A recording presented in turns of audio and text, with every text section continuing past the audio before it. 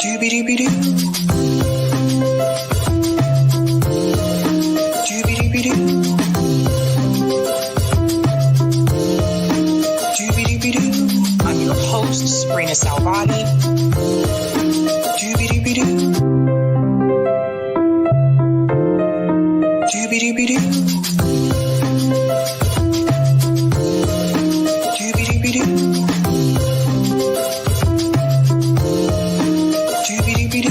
I'm your host, Sabrina Salvati.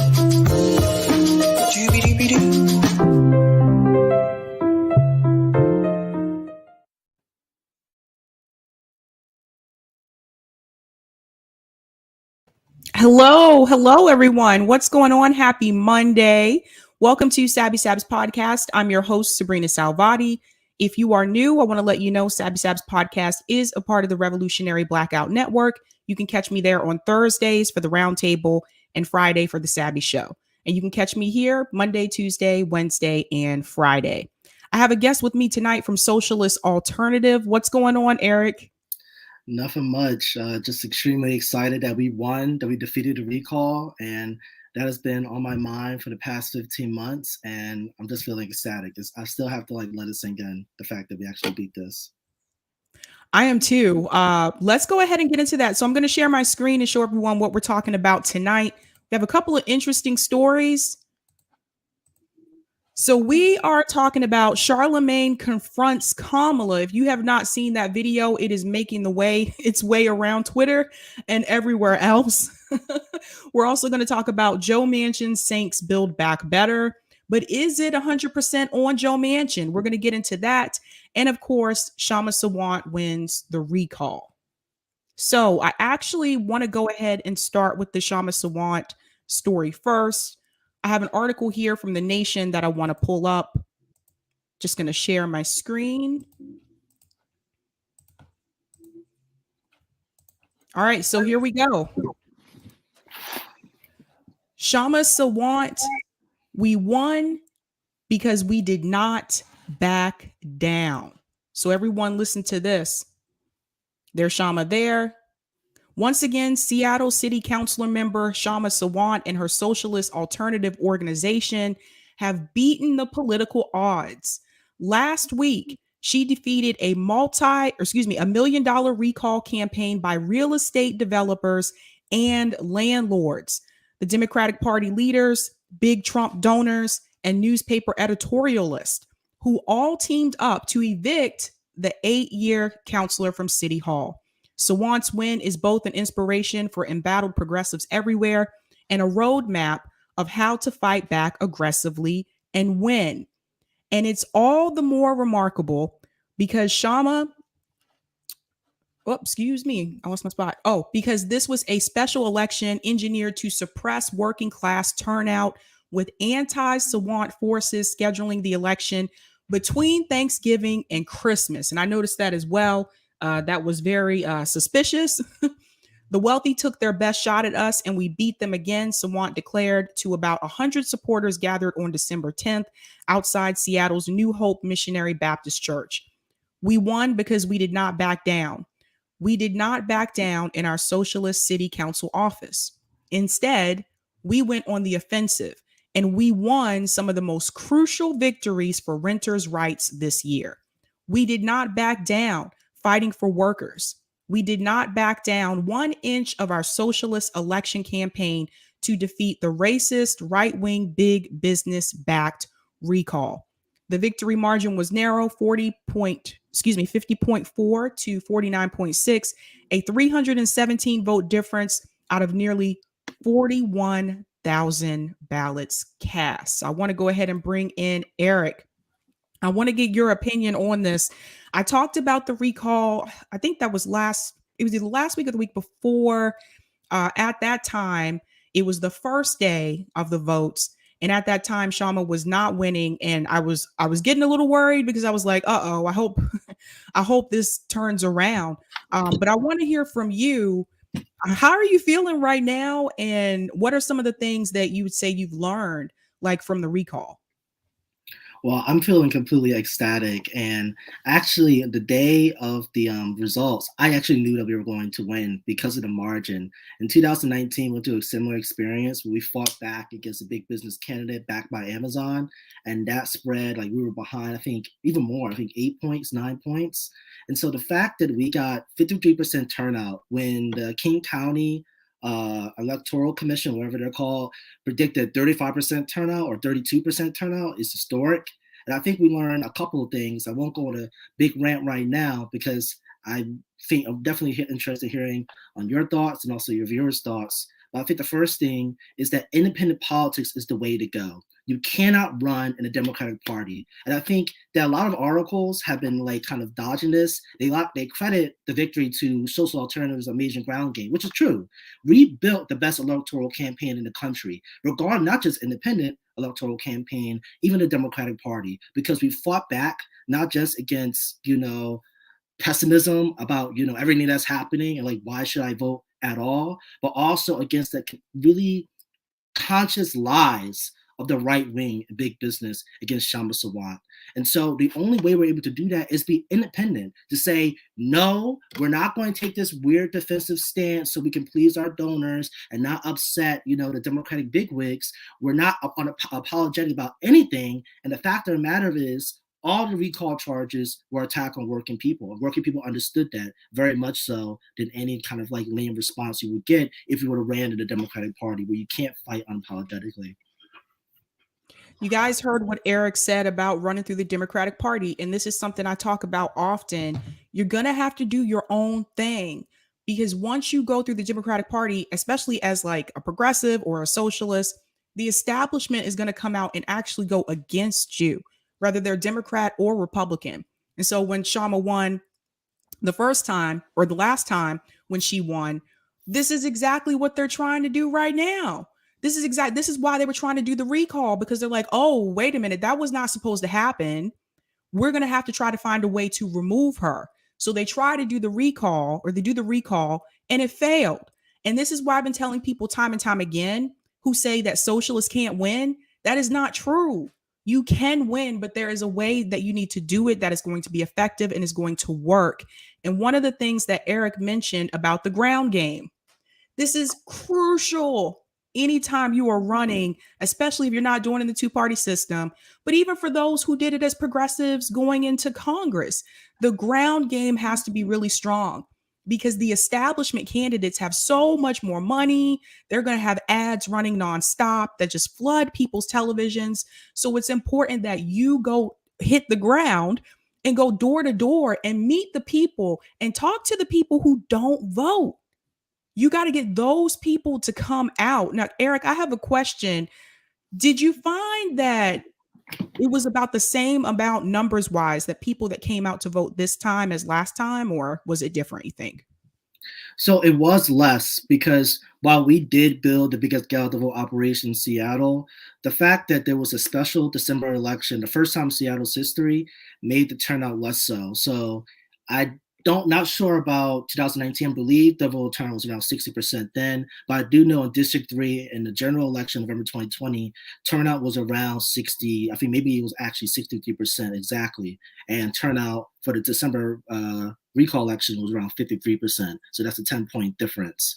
But I think just want to also talk about effective socialist politics, is that the ground game was extremely important, and it shows that it's not just about the ideas. You also have to really have a big machine of ordinary working people trained in like the actual tactics, but it was the perspectives that really guided that organizational approach. For example, we knew that we were going to piss people off with our mobile voter stations, because the right wing does not want a grassroots approach towards voting, getting people that don't vote Democrat, that don't even vote Republican, who don't vote at all, who go like, why should I vote? Actually engaging them with a political conversation, not just please defend our city council seat, but that this city council seat has won significant victories and we want to rent control. And this is a political action that you could do right now. And we got the Seattle Times to literally say on their newspaper that, well, this isn't illegal, but it should be illegal, which shows that we're actually doing something. I never seen a Wall Street Journal article that talks about, something AOC is doing, the squad is doing, it should be illegal, because they never actually have done effective methods like Social Alternative has done, and Kshama Sawant has done in Seattle. Agreed. Lawrence Johnson said all the left and socialist and even libertarian parties should get together, find where they agree, and pick candidates they can all support in order to replace the current corporate monsters. Thanks so much for that comment, Lawrence. This is one of those things where I've always felt like we need more parties in the United States. Other countries have like multiple, like 5 and 6 like parties, and we are still really stuck in the duopoly here. We have third parties where we have the Green Party, MPP is new and is up and running. But what I've noticed time and time again is that when it comes to the marketing and the advertising, we don't see them as much. We don't hear from them as much the way that we should. I think that's something that needs to improve. What do you think it was about Kshama Sawant that really gave her the edge here? I think it's her movement building approach. And I think that when we refer to even like respectfully, organization, the Movement for the People's Party, that is at least recognize the value of independent politics, third party politics. There's 2 ways you can go about it. You can make this really big name, national name, but not really a lot of roots on the ground, or you start on the roots on the ground, you try to build your way up. And I think that's the approach we did in Seattle. We noticed the kind of really revolutionary potential there was in Seattle around $15 an hour. And it was our organization that went into the picket lines because there was a union struggle around $15 an hour, not just $15 an hour, but $15 an hour in a union. And that we saw the potential after Occupy Wall Street for a working class politics. So working people were tired. And so we ran Kshama Sawant, not just Kshama Sawant is very smart, or even this is the history of Kshama Sawant, or even Kshama Sawant is a socialist. Kshama Sawant is a socialist that wants to fight for these things, and here's the tactics and methods to do so. And so the really important thing that gave Kshama Sawant her edge is the politics, the fact she's a socialist, she's a Marxist, and also she understands that she needs to build a movement. And I think we heard movement a lot. Like, what is a movement? Is a movement your email list? Is a movement you just donating? Is a movement just following on Twitter? No, it's actually engaging them in political conversation and saying, I can be wrong, you can be right. But the fact of the matter is, if we're not in these spaces organizing and debating and discussing, then we're actually not building a movement that is going to be not only win like Medicare for all, these basic things, but actually build a society that, gets rid of the shit that we have to deal with. Sorry, I don't know if I'm allowed to curse. Oh yeah, you're fine. Okay, cool. I've said this before. This is not a family-friendly show. I want to show everyone something about Kshama Sawant because she is unique. So I'm going to share this with you really quick. Kshama Sawant is not a career politician. She's an activist who brings a passion for social justice to her work as a public servant. Now, this is what we really need in a politician. And we really don't get that. They're supposed to be public servants, and we really do not get that.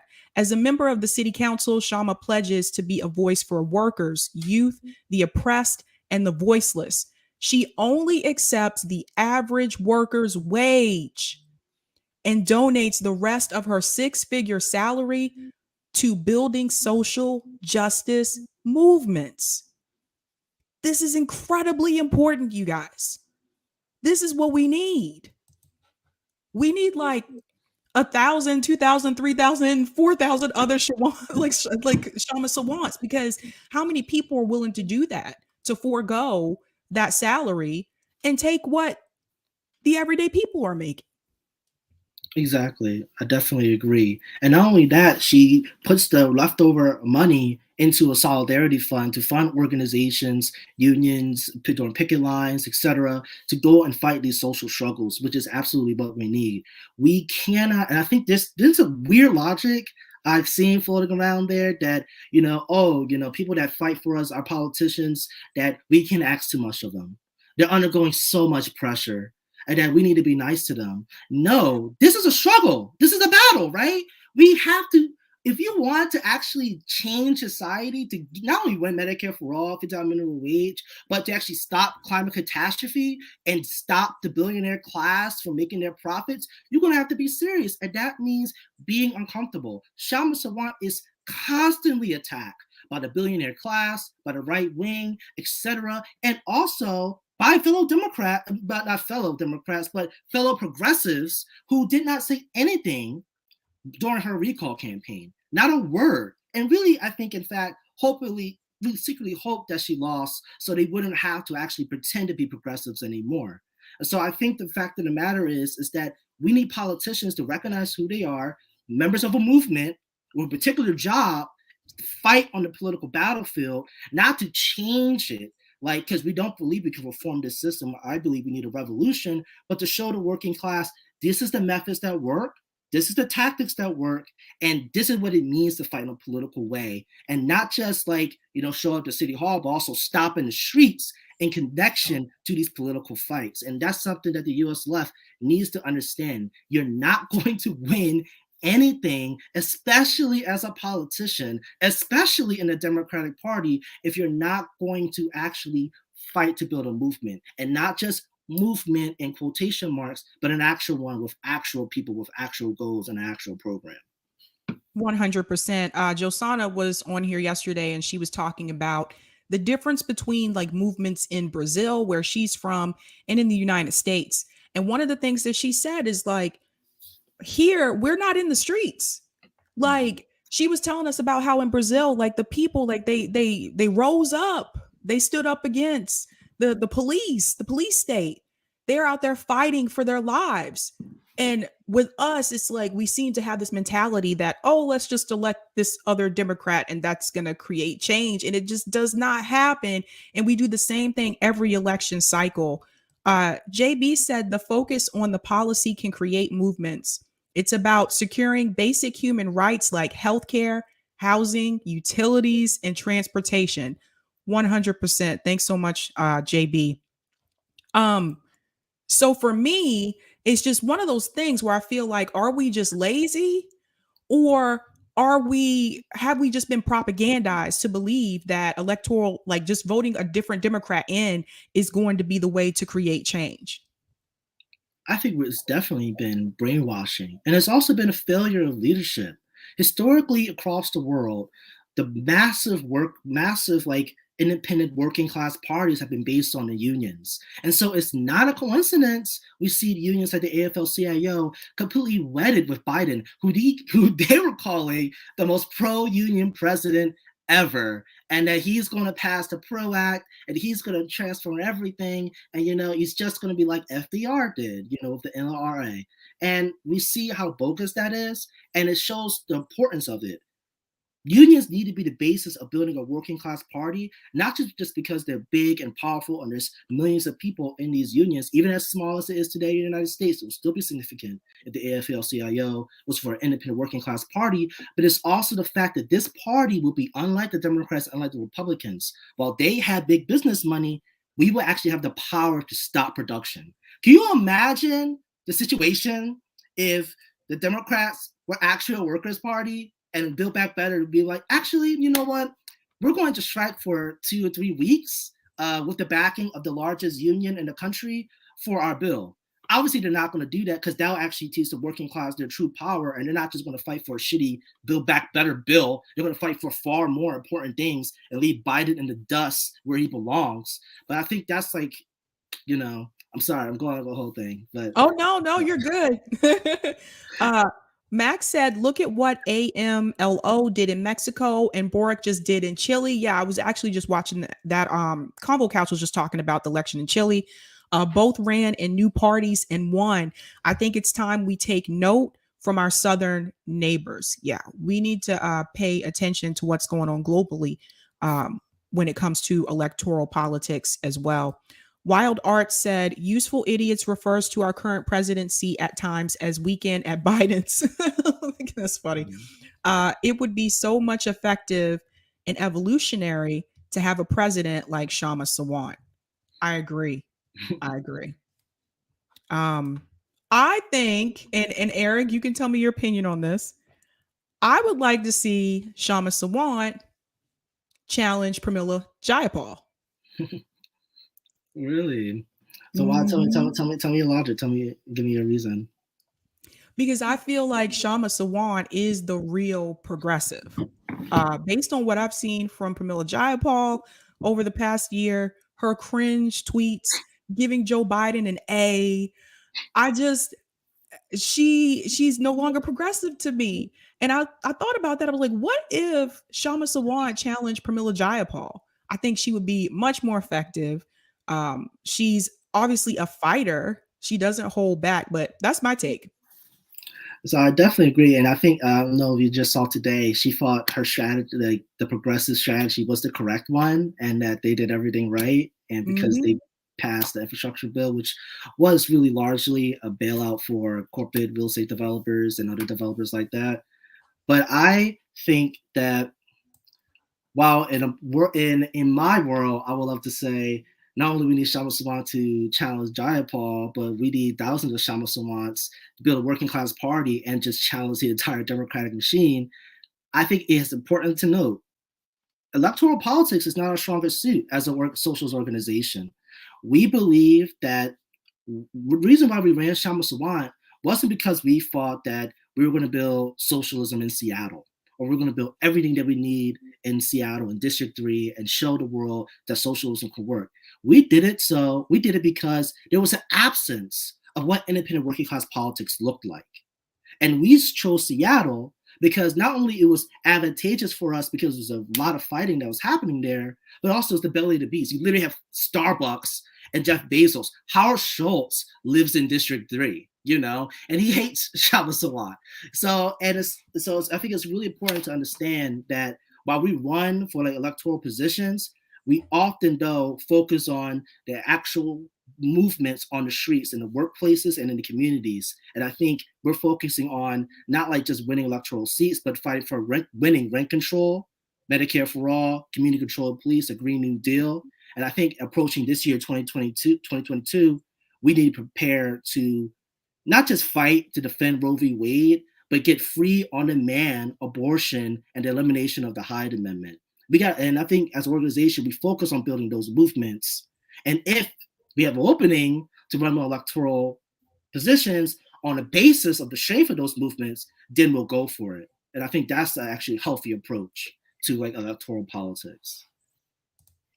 Well said. Valerie said, could Kshama mobilize the voters / money against the dirty DNC, though?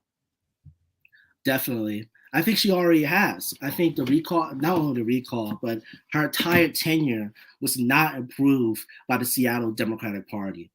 She talks in interviews how Seattle Democratic city councilors try to go into her office and be like, now we understand that you won, you call yourself a socialist, but now you got to kind of tap her down and get with the program. And she told them no, that she is what she says a steward for the movement with her city council seat. And so what we use our money.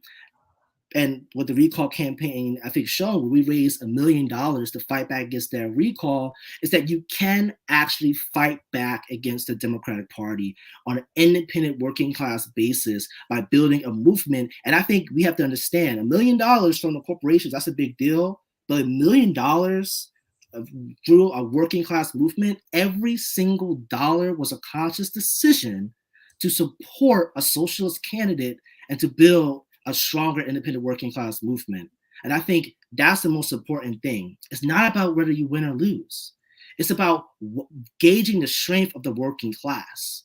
And if you're not gauging that strength, you're not going to build those muscles. You can't be at home and like, I'm thinking about going to the gym, so I'm building muscles. No, you actually got to go to the gym. Yep. You can't theorize about maybe I can avoid it. And I think that's the relationship with the U.S. left and independent politics. They want it, they think it's a really good idea, but they actually don't want to actually go through that road, which is not easy at all. 100%. Steve said Kshama has successfully fought off big Amazon money twice. That's right. It has to be difficult, like in Seattle, because I know I saw a video about this a while back that gentrification has taken hold of Seattle, just like a lot of cities in the United States. And I know Seattle is pretty expensive, just like I'm in Boston, it's very expensive here too as well. When it comes to the working class communities, the working class people in Seattle, how would you describe like their feelings about the Democratic Party? Rather the national politics or local politics?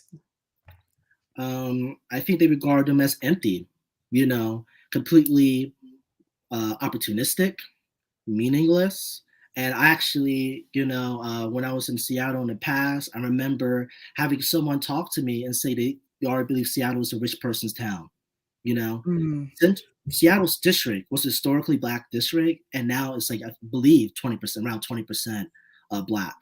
And so they see the Democratic Party as the party that's instituted neoliberalism, police brutality, systemic racism, and also failing them with the housing crisis that is happening and being the primary ones responsible for pushing working people out. And that has allowed room for the right wing. As you notice, I think if you maybe you haven't heard, but the first Republican DA won in Seattle. Her name's Ann Davison, and she said, climate change is a luxury issue. Like she's a full right winger, but she won in the absence of actually independent working class politics and people just knowing the Democratic Party doesn't deliver on anything.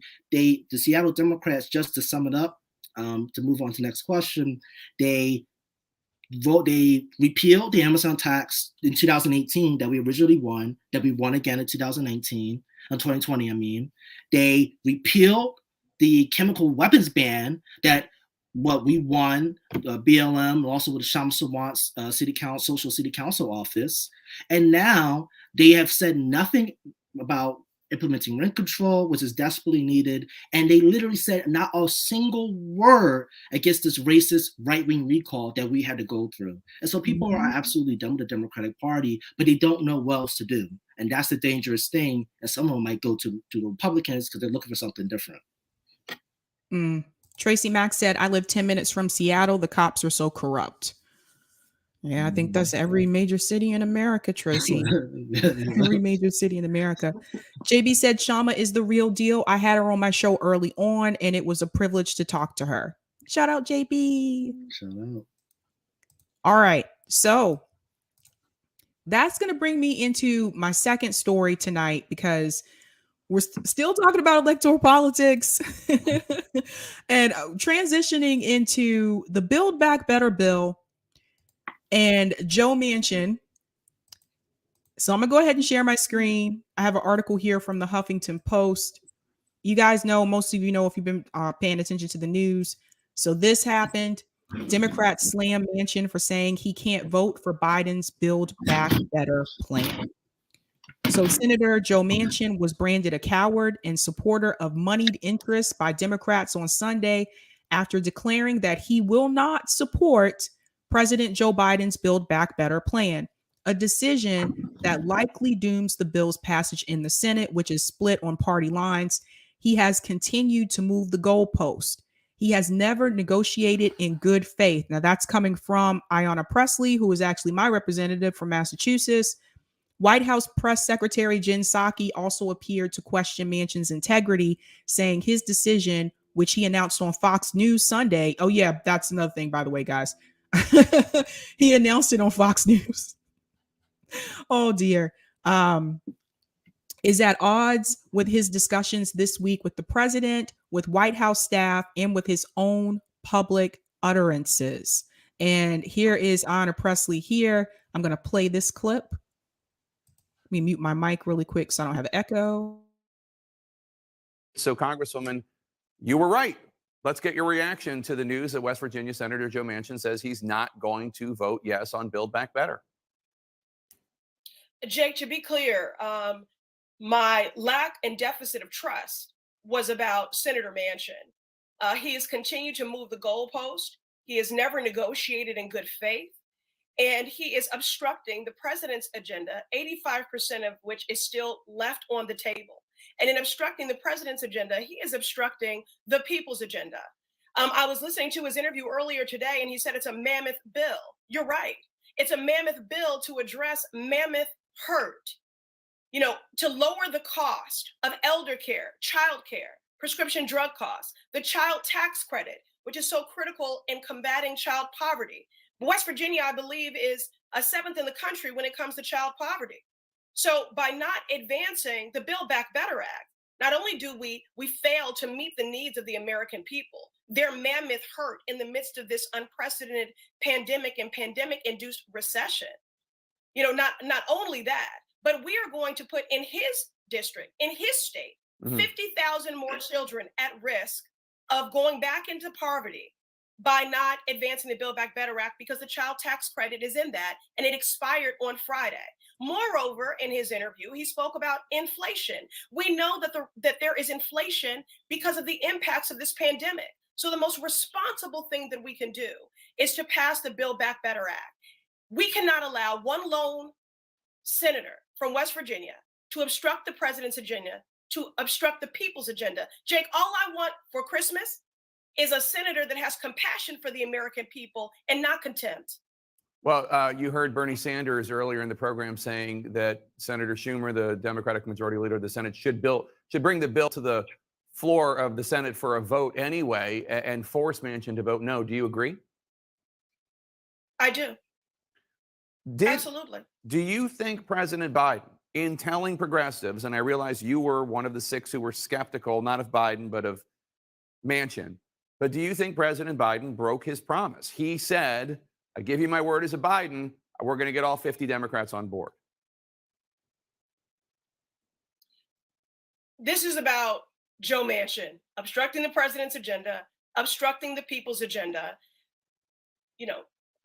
torpedoing our opportunity to advance unprecedented advancements, to address the hurt that this pandemic-induced recession has caused, and to get this pandemic under control. So if he's serious about inflation, if he's serious about the pandemic, if he's serious about child poverty, then we need to advance the Build Back Better Act so that we can, in fact, build back better. This is 85% of the president's agenda, which has still been left on the table. Jake, that was not a vote that I took lightly, but I had great concerns, and I take no joy in those fears playing out in real time, that by decoupling these bills, that we would cede all of our leverage. And that had everything to do with my credible concerns based on lived experience with Senator Manchin changing the goalposts continually. Is there a strategy now to break up Build Back Better into smaller pieces and try to get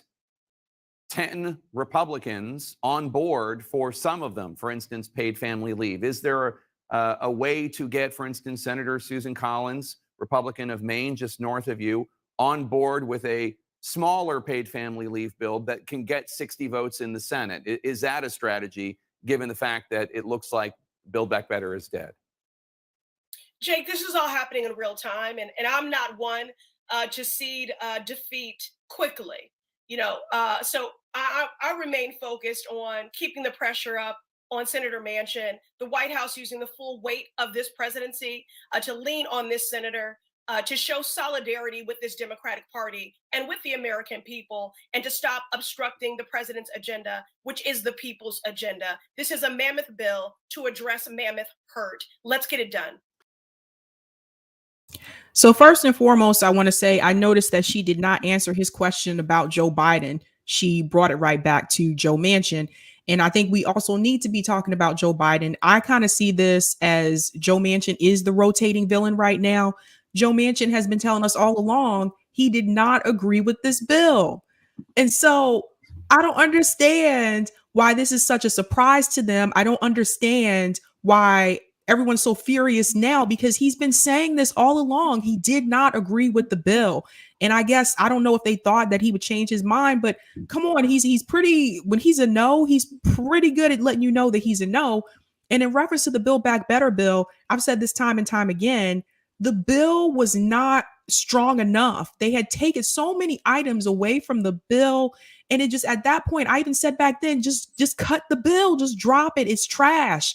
Don't try to push this through to give people the bare minimum, especially when it came to the infrastructure portion, because the American Society of Civil Engineers, they tell you on their website, excuse me, they tell you exactly the amount that you need just to maintain the infrastructure in the United States. The amount that was on the Build Back Better Act was not even half of that just for the maintenance. So I said before, toss the bill. It's not worth it.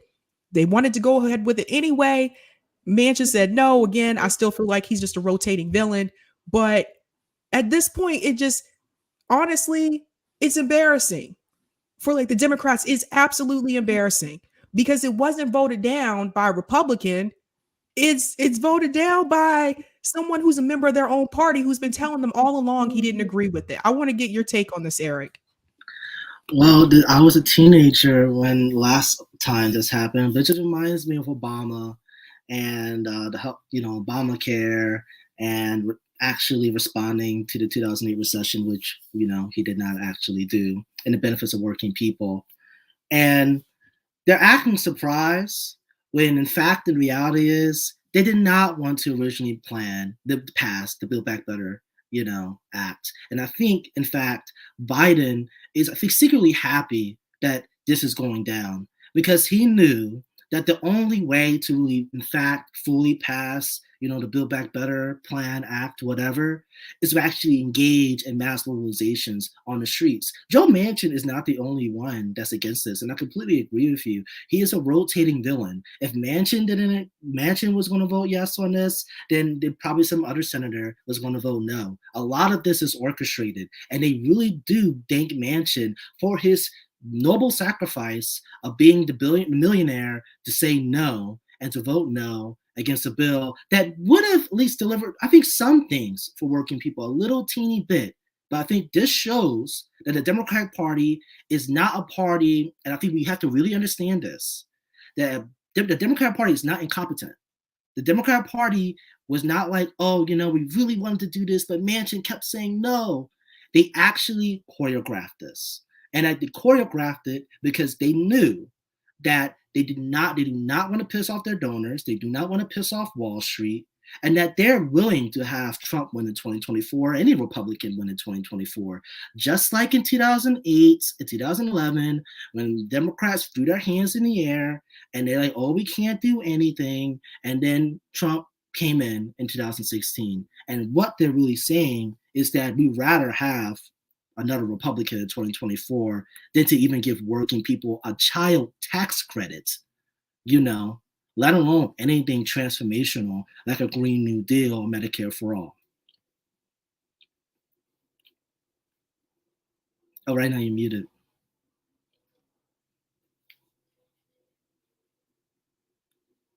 Oh, I was muted. Sorry. Yeah, you hit the nail on the head. Phenomenal Mysticism said Ayanna Pressley must have forgotten 13 Republicans voted for the infrastructure bill, which canceled out her and the rest of the squad's no votes. It's not a coincidence that 13 voted for that bill. Exactly. It just, oh my God. Like it just really makes Democrats just look so bad. Because they touted this bill. You had Ilhan Omar dancing outside with a bill mascot, dancing and celebrating. And I'm like, what are you celebrating? Nothing. Nothing. You are not where you need to be. And this bill was like the bare minimum. Exactly. I think the number one lesson we got out of this is the absolute ineffectiveness of the squad, and running in the Democratic Party.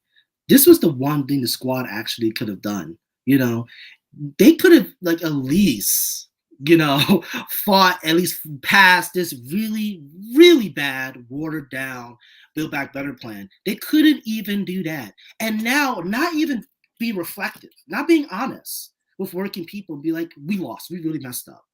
And we need to own up to our mistakes, and we need to figure out actually how to win the things that we need, because it's not just about winning in 2022. This is actually, we're facing, climate catastrophe, and it's getting closer and closer. Just like we saw workers literally die in tornadoes in the Midwest of this country, and we need to win things now. Instead, they're saying, oh, it went perfect.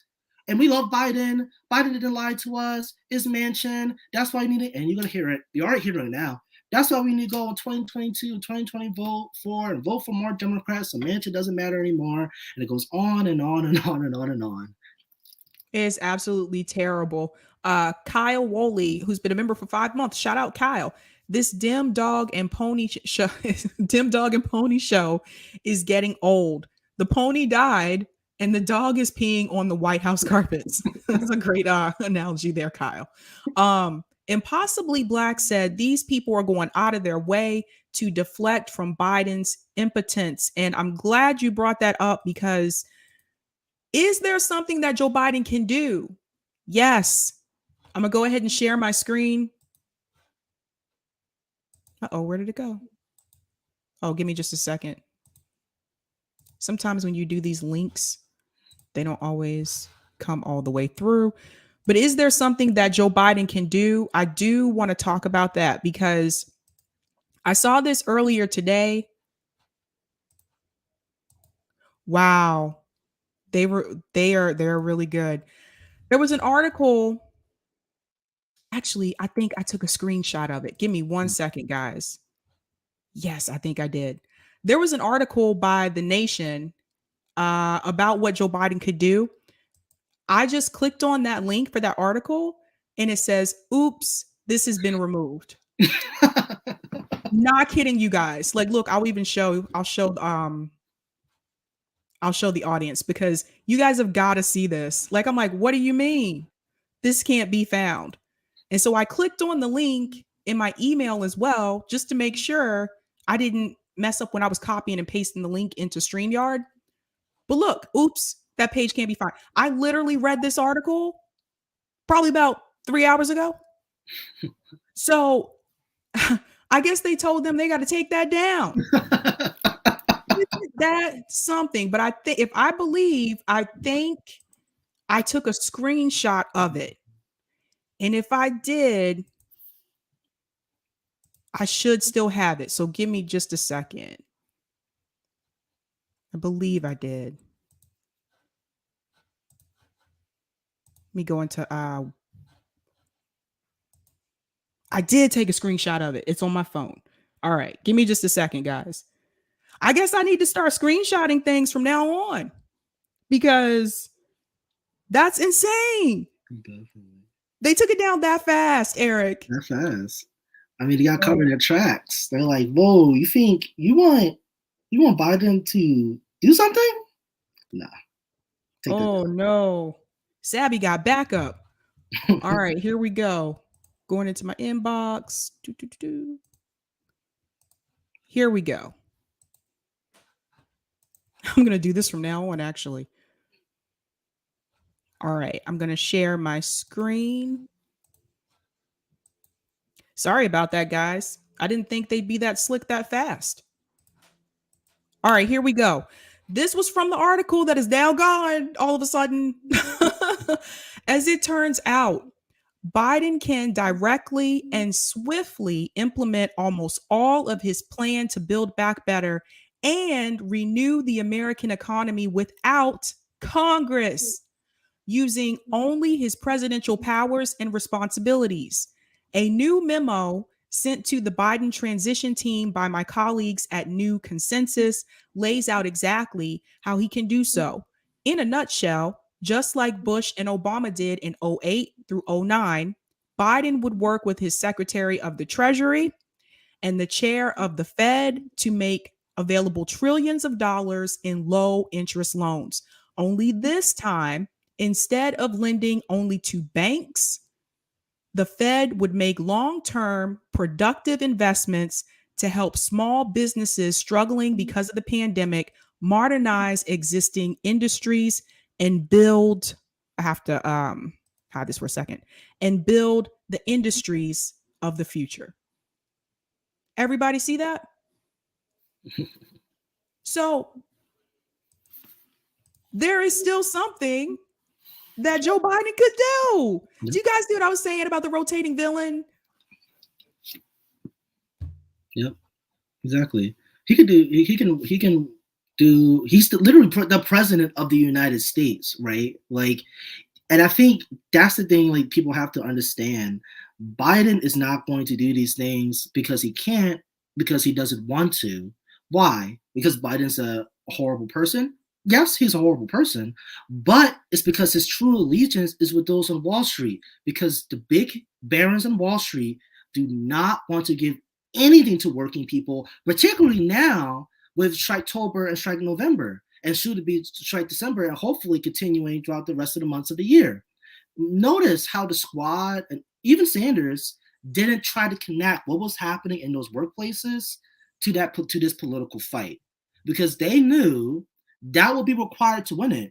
Biden could have won the entire bill if he would have went on television and said to those striking workers that not only are you striking against your bosses, you're striking against any boss in this country that's against getting what you need for working people need, which was some of the things in the Build Back Better plan before it was watered down. And that would inspire working people not only to strike against their bosses, but to continue to strike against people like Joe Manchin and every single corporate Democrat. But he knew that if you talk that way, then working people will get an understanding of themselves that, wait a minute, why do we need you then? If the power is with us, why do we have to put up with Biden, who has always has attacked working people, historically Black people in particular? Why do we have to make these compromises?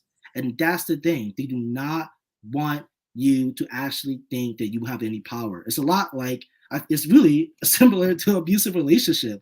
Make you feel alienated, make you feel powerless, and make you, Joe Biden, the person to give you everything that you need, and the only conduit of which that actually has to happen. And we need to break this abusive relationship of the Democratic Party with working people. That doesn't mean going to Republicans. It actually means building our own party to actually fight for the things that we need. 100%.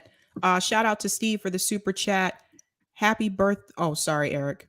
Happy birthday, Roger Meadows. Keep fighting. Happy birthday, Roger. Whoop, whoop. Thanks so much. Roger Meadows said on Rockfin, regarding those candidates in Rhode Island, that whole slate of them ran as a political cooperative.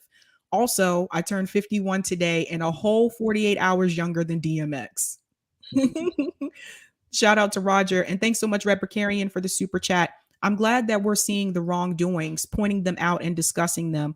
But what are we going to do? We need plans, guidance, and action. I agree 100%, the Red Precarian. Thank you so much for that. One of the things that I'm working on is I do want to do another solutions panel. So that is one of the things that we're going to discuss, because that's a good question. Like, but where do we go from here, right? I tell people about direct action and mutual aid, but when it comes to electoral politics, like, what else do we do? You can vote third party. I advocate for people voting third party or for independence, but I think we need like a strong like labor movement in this country, and not just the strikes that we're seeing going on. I think we need to get a collective amount of people together. Most of us are not a part of the 1%, and we need to push for some type of movement. Now, who's going to start that? How will that go? I don't know. But here's another thing where someone like Bernie Sanders, who was very strong on this issue, very strong on emphasizing the 1%, very strong on talking about the working people, the working class people. Someone like him could lead that movement outside of electoral politics. But got to do what the Dems tell you to do. I definitely agree. And I think that it's important to understand, like, I think about what next, what to do afterwards. Especially in electoral politics, we have to understand that none of these arenas are separate. They're actually really connected, especially for working class people. You're not going to win anything in electoral politics if you do not have strong movements in the streets and in the workplaces. And I think that people are actually already fighting right now. There's a lot of young people that are wondering these same exact questions that we are, and are mobilizing around reproductive rights, around attack on trans youth, and still around defunding the police, even though the Democratic Party wants to say that that issue is like dead and everyone hates defunding the police, et cetera, et cetera. I actually just went to a protest. Fanita Bailey, Belletti, who was an 8-year-old Black girl who was killed by the police, Sharon Hill police, and they're claiming 2 Black kids that were involved in a shootout, but 2 blocks away, killed this 8-year-old Black girl when they did not pull the trigger. It was the Sharon Hill Police Department. And what do I see there? It was a community event with white people, black people talking about unity, not division, and that we need to stand together. And I almost cried at one point because you had families, and not only for Nita Belady, but also those two black boys saying that they're not going to let you turn, us against one another. We're going to stand in solidarity with one another. And so these movements actually are happening. And what we need to do is get together, talk about the tactics and methods necessary to push our struggle forward, and then go into these movements and fight alongside these people, engage in conversation. Because I'm telling you, as a social alternative member, and we do a lot of this, talking to people day to day, people are not going to scoff at you about talking about politics. They're desperate to talk about a way forward. And actually people that talk about this a lot, they really want knowledgeable people to talk to them about this. And so we have to actually go out in the streets. And also, for the viewers out there looking for next step politically, I think you should join Socialist Alternative. And I'm gonna be straight up with you. I would not have joined this organization if it was not about that work, because I did not want to join a book club. I did not want to join, a group that's holier than thou. I wanted to join a group that actually was going to do the work to do the things that I'm talking about. But even if you don't join Social Alternative, join a political organization. When I say join a political organization, that does not mean join online, feel good about yourself, and don't participate. Fight for your political ideas in that organization. Even that it is DSA, and I'm a DSA member myself, fight for your political ideas, And I think the movement will be a lot healthier. So the people that are peddling this, we love Biden, this is great, we should do more, like what Payai Paul and Bowman, etc. You call that fucking bullshit out. And you say, we don't have enough time for this bullshit. And I feel millions of people agree with us too. I hear you. Razal the Great said, unite with your neighbors. Stop letting Jink and Vosh scare you from talking to a Trump supporter. You have more in common than you think. This is heavily important. I know some people don't want to talk to people on the right, but if you're going to do a movement per se, you're going to need as many people as possible. And if you only have people that are on the left, I don't know what we're really going to move, because the left is small in the United States. If you even consider this left when you compare it to other countries. So you got to talk to other people. Thanks so much, Red Precarian, for the super chat. Bernie Sanders is afraid of becoming another Ralph Nader, completely locked out and shut down. I like Nader, for the record. I like Ralph Nader too. Thanks so much for the super chat. I still need to try to get him on. I think that when I consider the fact that Bernie is past like retirement age, like he can retire, my whole thing is like, at this point, like why would you still be so afraid? Like, what do you have to lose now? Shout out to Lawrence Johnson for the super chat. You may be looking for the executive action tracker at the American Prospect website. Oh, I don't know what that is, Lawrence, but thanks for the super chat. I want to go into the final story. Many of you have probably seen this going around on Twitter. That's where I saw it.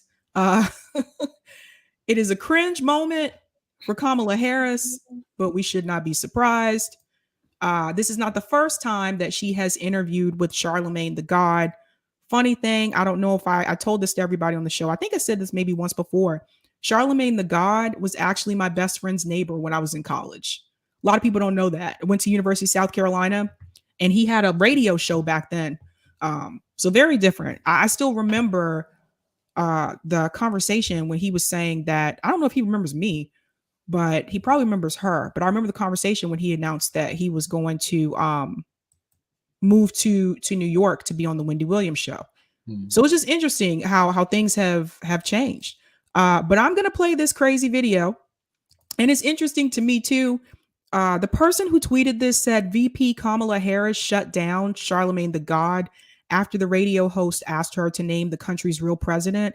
Yeah, I don't think this is a win for Kamala. I didn't feel like she shut him down, so I don't know why. This was not a bragging point for Kamala. I just want to be very clear about that. But I'm going to go ahead and play this video.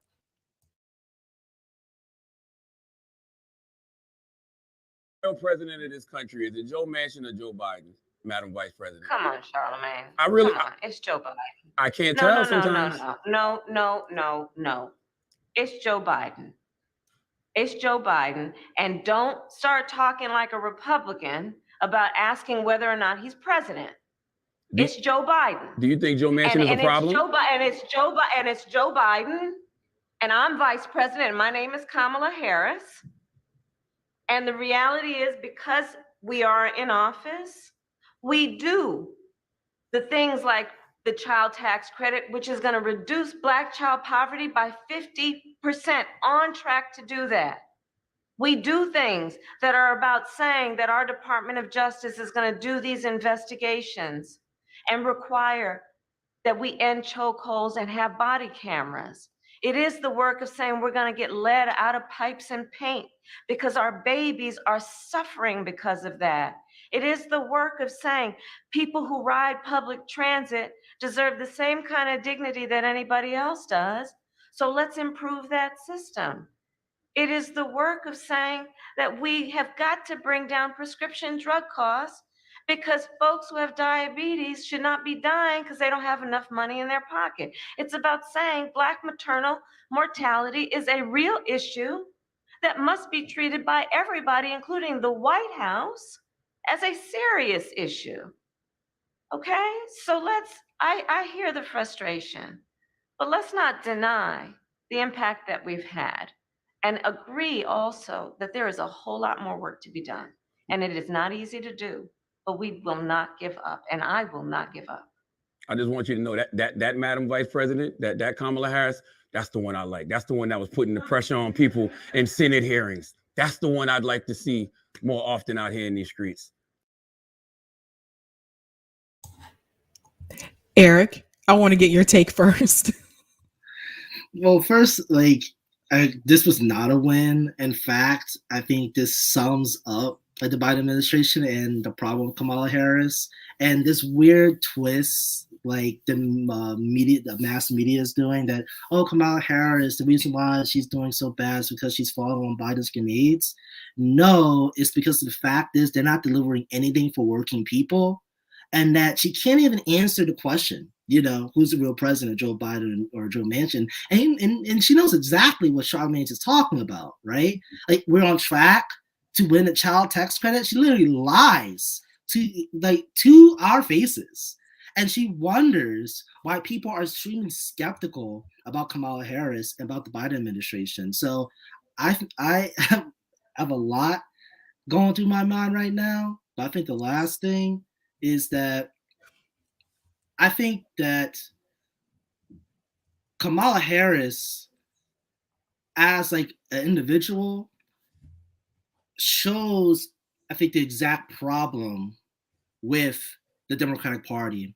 They wanted Obama 2.0, which is the exact reason why they got Kamala Harris on there, ignoring the fact that she's been attacking working people, particularly Black working class moms, since she was a Los Angeles DA. And when she mentioned the Black maternity care, just a couple of days ago, she said in an article that she doesn't think as a Black woman, she should make that a priority because she doesn't want to give the impression that if she sees it as a priority, that's because of her gender and her race. It should be a priority for everyone. It's nonsensical, right? Like, what are you talking about? Because the fact of the matter is she doesn't care about any of the things that she's talking about. Only in the United States where you can point out problems and seem progressive. We know these are problems, Kamala. We deal with them on a day-to-day basis. You don't. What are you going to do about it? Don't tell me about the problem that exists. It's wild. And I think Charlamagne should really not have give Kamala credit about going on some weird rant and not answering the actual question. I agree. Ken said, why only 50%? Why not 100%? They're not lifting anyone out of poverty. That's nonsense. Exactly. So the other half are just supposed to stay poor. Like that, again, they keep bragging about this 50% kids out of poverty. I do not think that's something you need to brag about when you're leaving half of them still there. This is the thing. Democrats, they don't get it. They brag about things that you really should not brag about. So to me, it was interesting because, like you said, Kamala Harris knew exactly what he was talking about. And she didn't answer the question either. When he was asking her, is Joe Manchin a problem? She didn't answer that question. Nope. So Joe Manchin's great. Joe Manchin is great because we don't have to pass any good things for working people. Joe Manchin is awesome. And I think that like Kamala Harris is, I think afterwards, after, Biden loses, Kamala Harris is going to write her memoir and talk about how she had a hard time with the White House and how she was sticking out, et cetera, et cetera. And she's going to kind of excuse all of the fucked up shit that she did, like telling Guatemalan immigrants do not come, which I don't see anyone in the mass media shedding tears for them or the immigrant children that are still locked in cages. So I think the fact of the matter is that Charlamagne shouldn't, and no one should feel sorry for Kamala Harris. Nope. And I think the mass media outlets are trying to make us feel sorry for her. When the fact of the matter is that Kamala Harris, right there, said, my job is to defend Joe Biden, is to defend the Biden administration, to land on all the grenades. And if you critique me, then I'm going to weaponize identity politics against you, even if you are Black, even if you are a woman, etc. And I think a lot of people are tired of the bullshit, which is why she has like one of the lowest approval ratings like on record as a vice president. Yeah, she's easy to see through. I like, she doesn't hide it well. I would say, not saying people should be hiding it, but she doesn't know how to disguise it as well. Like when she breaks down, like she did in that interview about if she had been to the border, and then she stumbled and was like, no, I also haven't been to Europe. It's so obvious and it's bad, and you magnify it like times 10, just like she did in this interview here. So like I said, that's not the first time she's interviewed with Charlamagne. She stumbled too the first time when she interviewed with him on The Breakfast Club. She was mentioning that, well, yeah, I used to smoke a little back in the day. But she locks people up for it. Exactly. Just these cringe moments. And she was on the show and she goes, yeah, I used to listen to Tupac. I was like, stop, just stop. Like, it's just terrible. Some of the reactions on Twitter were pretty funny. This one really stood out to me, and I want everyone to take a look at this. This is from Tariq. He said, Kamala seriously fought back Charlamagne harder than she ever fought Manchin or Sinema. Exactly. It's crazy. Like, I still think back to that time when she said that she respects the Senate parliamentarian's decision. I had never heard of the Senate parliamentarian until this year, by the way. And all of a sudden, this person has so much power, but she's the vice president. So if there's a tie, she's supposed to be the tiebreaker. But instead, she went with what the Senate parliamentarian had to say. So exactly. I can't. Leroy said, before we justifiably bash Kamala, who happened to be a woman, I want to thank Sabby for a Fire All Women's panel yesterday. Oh, thanks, Leroy. Thanks so much. Yeah, that was an awesome time. Next one should be in January. So yeah, a lot of people reached out about that stream. So thanks so much. I like, for me, again, it's frustrating. It really is. Every time she's interviewed, she crumbles. Every time. Kamala Harris should have never been chosen as vice president. Not that anyone that Joe Biden chose was really going to try to make a difference anyway, but she is crumbling before people, before our own eyes. And they're already looking at trying to think, oh, would Pete be a better fit? They're already talking about Pete Buttigieg. Yeah. And I think like the reason why she's crumbling is, well, I think good half of it is like her personality, but I think the other half of it is like there's severe crises that we're in. Like now we're talking about, it feels like March 2020 again. Like now we're talking about like Omicron, right? And people are in fact tired of the bullshit, and they're kind of asking like serious questions, and they're like, okay, and I think predominantly a lot of people, press people like women, LGBTQ people, Black people, working people, etc., are asking these questions like, what are you going to do for me now? It's nice to say you're the first woman president, first Black woman president, vice president, but what are you going to do for me now? And the Democrats can't answer that question, not because they don't want to, but because if they do answer that question, like saying, we can't do anything for you, or we could do something for you, but it might endanger the very structures of capitalism because it might teach y'all that y'all can actually build stuff without us and actually build political power. We don't want y'all to do that. No, she's going to crumble apart. And the fact of the matter is that a lot of us is going to be swept away, and they're going to try to rehabilitate Kamala Harris, just like if they can rehabilitate George W. Bush, they can rehabilitate everyone. And so I think like it's going to be extremely important to kind of like use the time that we have right now, where a lot of people's illusions are broken, to build a working class party, because we should not underestimate the ability of capitalist mass media to rehabilitate people. And Kamala Harris, they picked Kamala Harris for a particular good reason.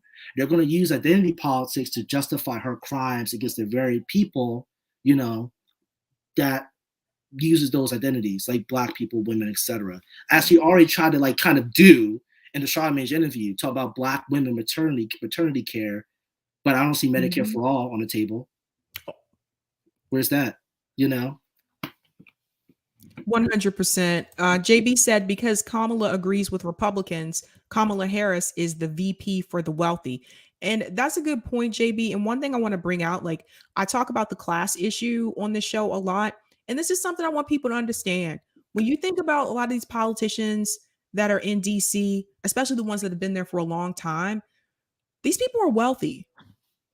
Joe Manchin is one of the, I think he might be the wealthiest senator. I know he's one of the wealthiest senators.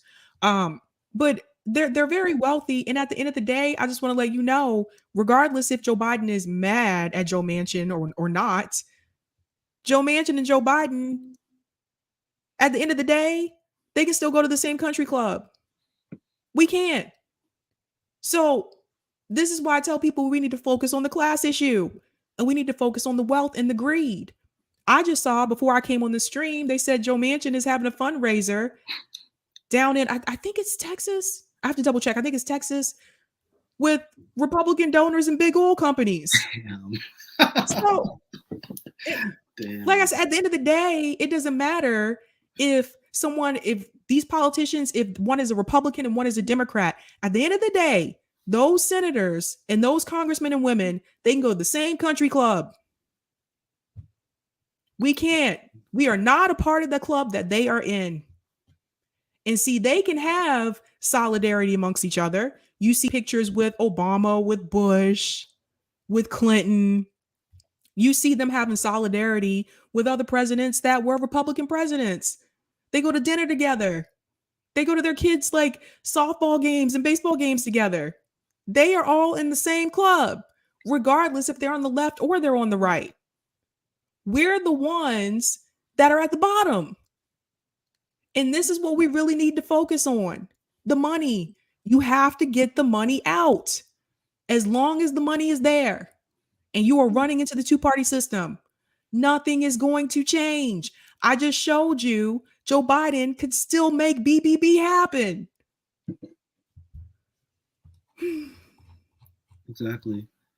It can still, and I think that's the thing. A lot of the things that were in BBB can still happen. Honestly, it could happen tomorrow.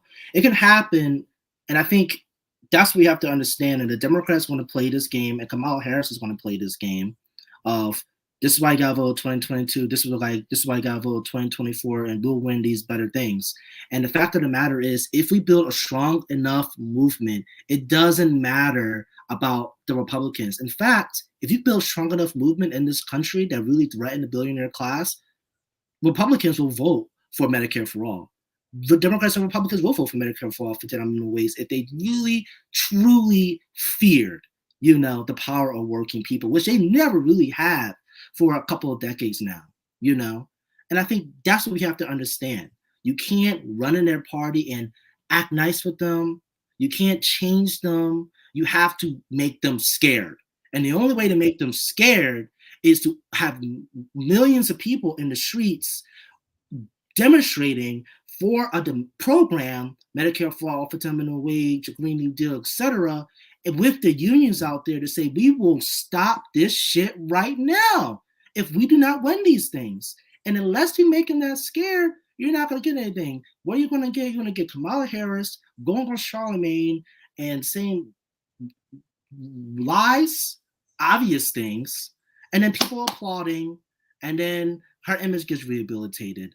The fact of the matter is that Kamala Harris and Biden, they're decrepit, they are not funny, they are socially like embarrassing, because that's the state of US capitalism is right now.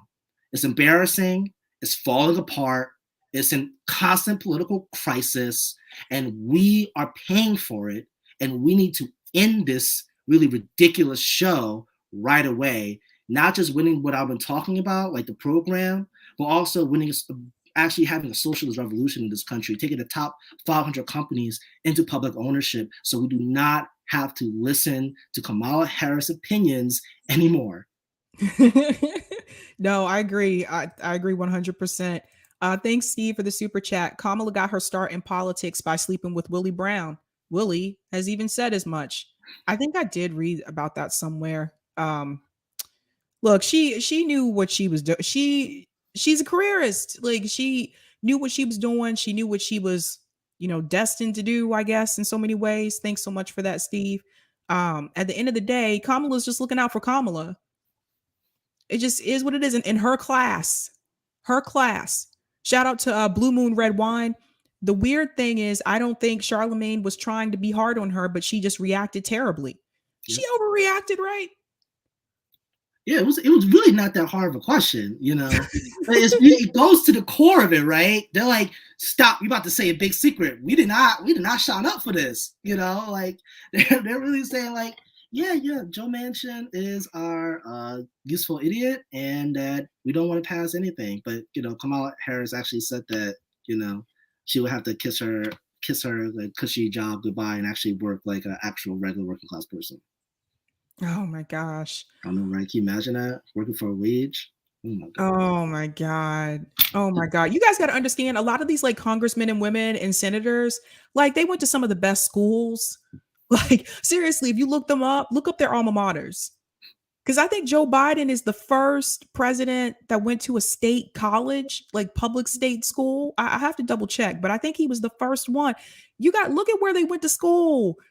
A lot of them went to Harvard, Yale, Stanford. Like, they not on the same level as us. Even if they were when they first got in, they're not anymore. You see AOC's not anymore. You see, they're not thinking about us now. They got their spot. Exactly. And they're not, because they're part of the ruling class. We're part of the working class. And at the end of the day, they have all their interests. And you're exactly right. They go to the same country clubs. They go to the same schools. They even go to the same damn weddings. They go to the same social functions. Like, it is not a joke. They really be meeting and talking to one another and be like, oh, it's great that, we're all together and we can agree on our political differences. So you're like, they don't have political differences. They have different shades of opinion. We have the political differences with them because our lives are on the line, And so I think it's just like something we have to kind of understand is that Kamala Harris, while she's like goofy, and Biden, I think, are absolute idiots. They're idiots not because they're not going to give us any, they're not delivering on what they promised. They just lied to us. They're not actually going to, win the things that we want.